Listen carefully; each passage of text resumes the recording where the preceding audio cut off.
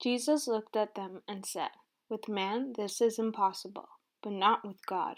All things are possible with God." Mark 10:27.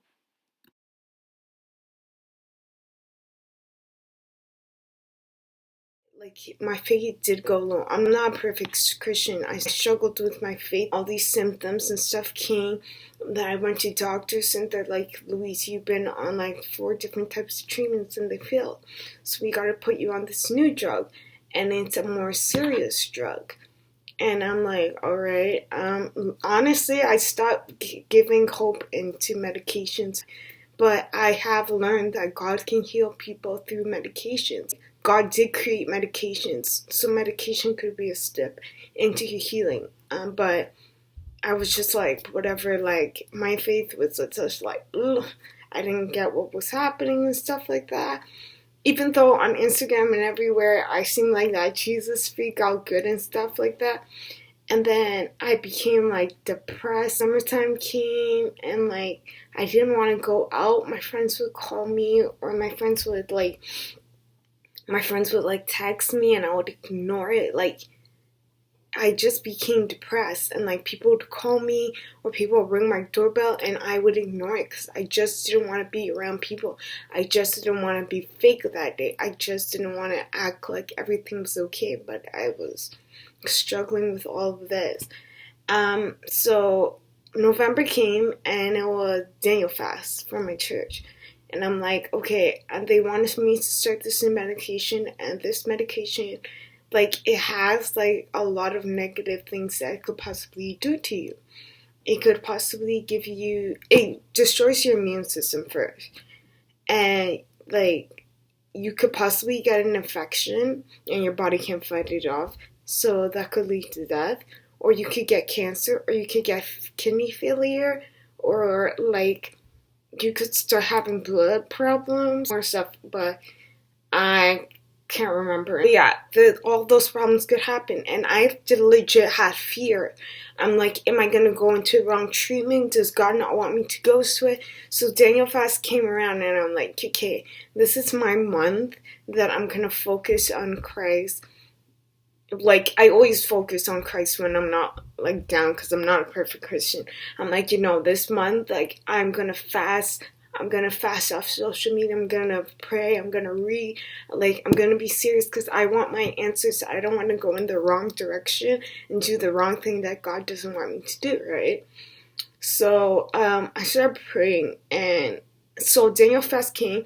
A week came by, I'm like, nothing happened. No talk, nothing. No revelation, nothing.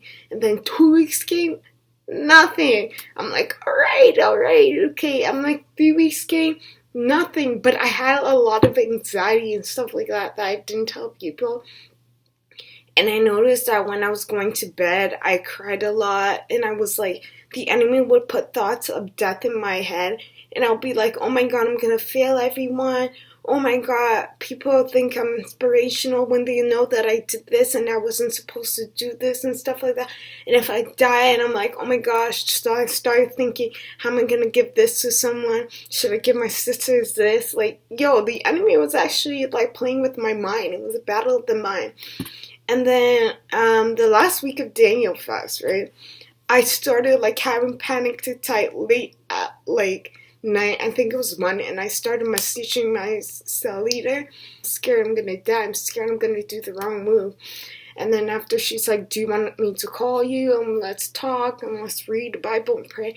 And like, nah, because I didn't want her to see me this way. I didn't want her to see me with the anxiety and the tears from my eyes. And then after,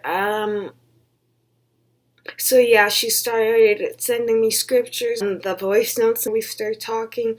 They went through like canceling every fear that the enemy was placing in me.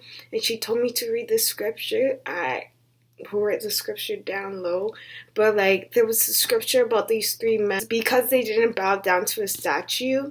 The king, he got really mad, so he's like, I'm gonna throw these men into a fire. So he got some guards to throw them into the fire. So the men that threw them into fire, they actually died.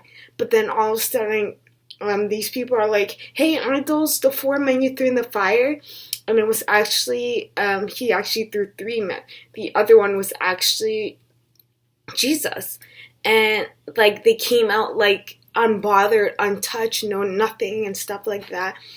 And like God was protecting them, and like God didn't stop them from like going through the fire. He took them through the fire. You get it? Like he didn't like stop and say, no, you're not gonna go through something like this. He took them through the fire.